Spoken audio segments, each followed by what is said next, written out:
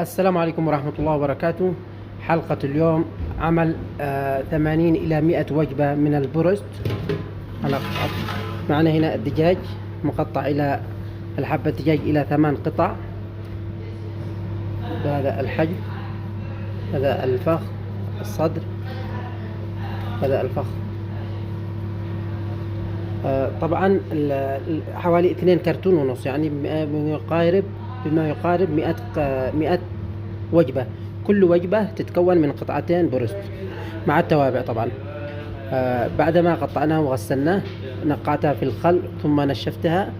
من ثم إليكم المكونات الأساسية اللي هي البهارات.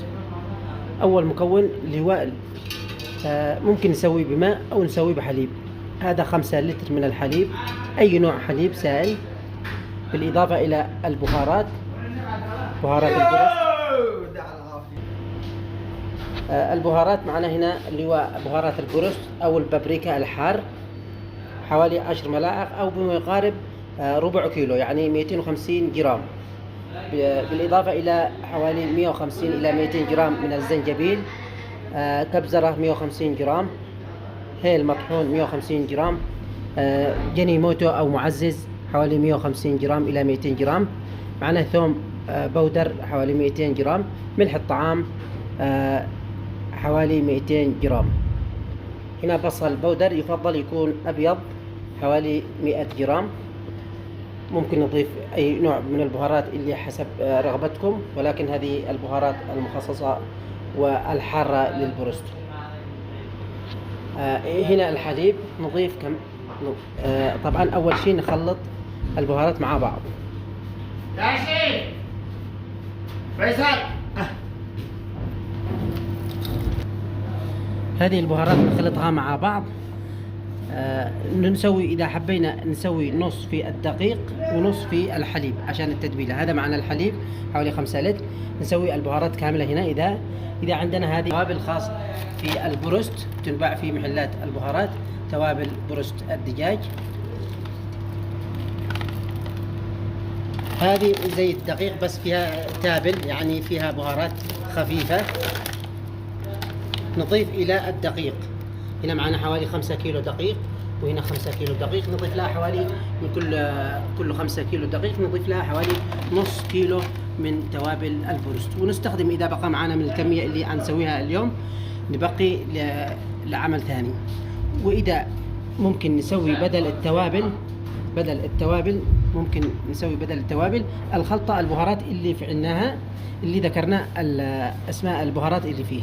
نسوي نص الكمية فيه الحليب ونص الكمية في الدقيق، ولكن طالما ان توابل البروست موجود معانا نضيف البهارات كامل في الحليب او في الماء البارد. اذا لم يوجد حليب نضيف حليب او ماء. نحاول نخلطها حتى تذوب معنا الملح، وكمان تختلط معنا البهارات تماما، ومن ثم نضيفها على الدجاج.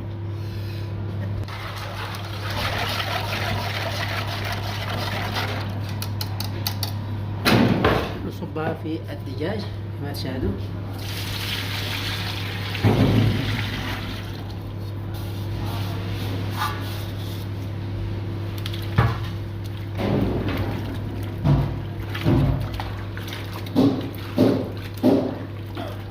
هذه خلطة البروست اللي تخلط في المطاعم.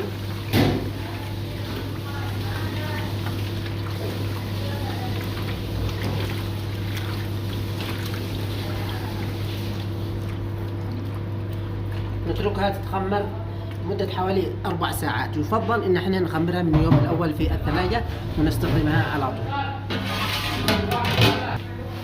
الى الدقيق، هذا 10 كيلو دقيق. نسوي الخلطة زي ما اتفقنا، اما بهارات نفس الخلطة اللي في عنا اول، او توابل بروست الدجاج. تتكون المكونات: دقيق صويا، ملح، معزز نكهة، جلوتامات، أحادي الصوديوم، معزز نكهة، يعني بهارات خاص في البروست. طبعا هي خارجية أو تقريبا شركة سعودية. نضيف الآن حوالي نص كيلو من الدقيق، الكيلو الدقيق، دقيق أبيض طبعا، نضيف له حوالي نص كيلو من توابل بروست الدجاج.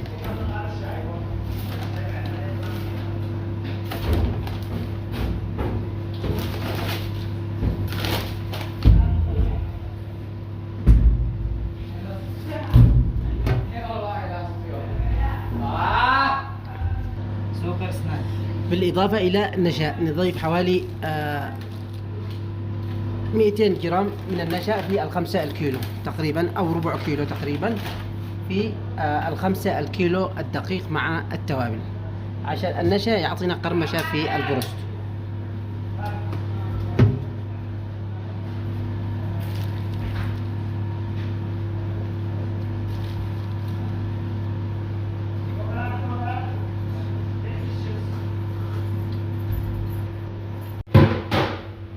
هذا هو البروست بعد ما تخمر في التتبيلة. الآن نسوي الخطوة اللي هي قبل القلي. دقيق، أول شيء دقيق اللي خلطنا مع البهارات والخلطة البروست، من الدقيق إلى الماء. الماء طبعا هذا فيه بهارات، نفس البهارات اللي خلطنا في التتبيلة الأول. من الدقيق أول شيء دقيق، وبعدين إلى الماء، ثم إلى الدقيق، ثم إلى السفندش، وبعدين على طول في القلي.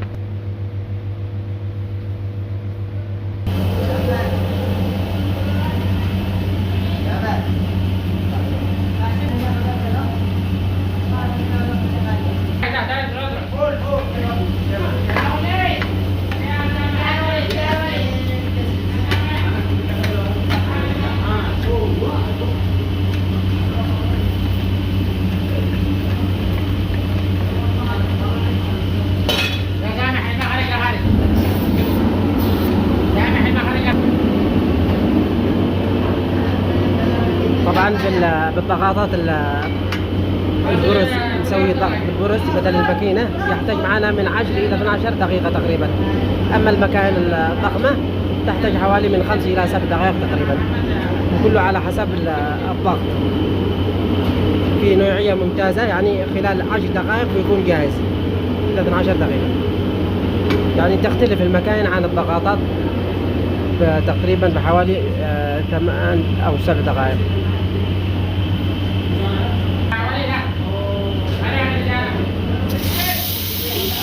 طبعا نخلي الآن نجهز الطلبية كامل حوالي 80 إلى 100 وجبة، من ثم نوريكم كيف صار جاهز مع التوابع. طبعا مع الثوم مع الزلطة. إن شاء الله راح ننزل لكم فيديو ثاني عن كيفية زلطة البروست مع الثوم.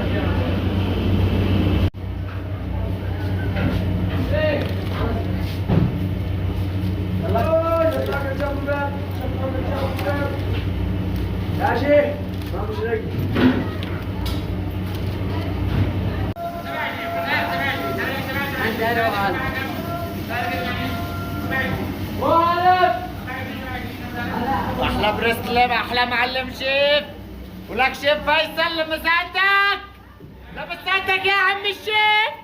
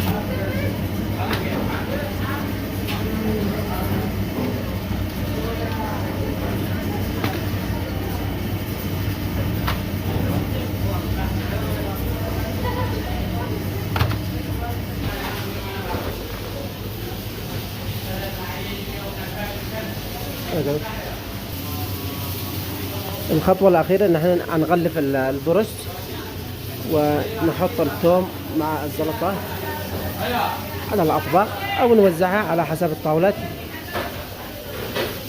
أو إذا كانت محلي بتختلف التقديم عن السهل.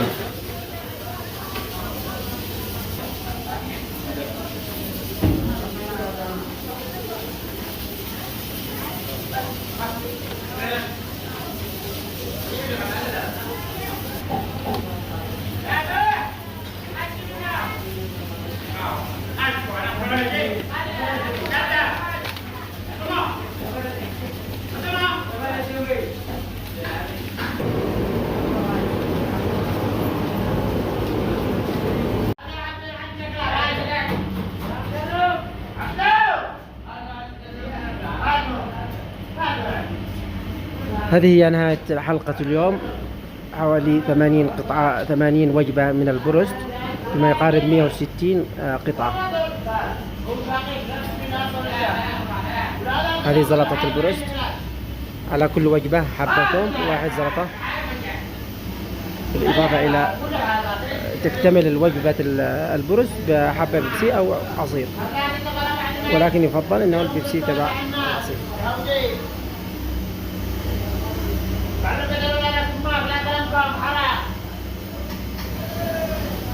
Haram.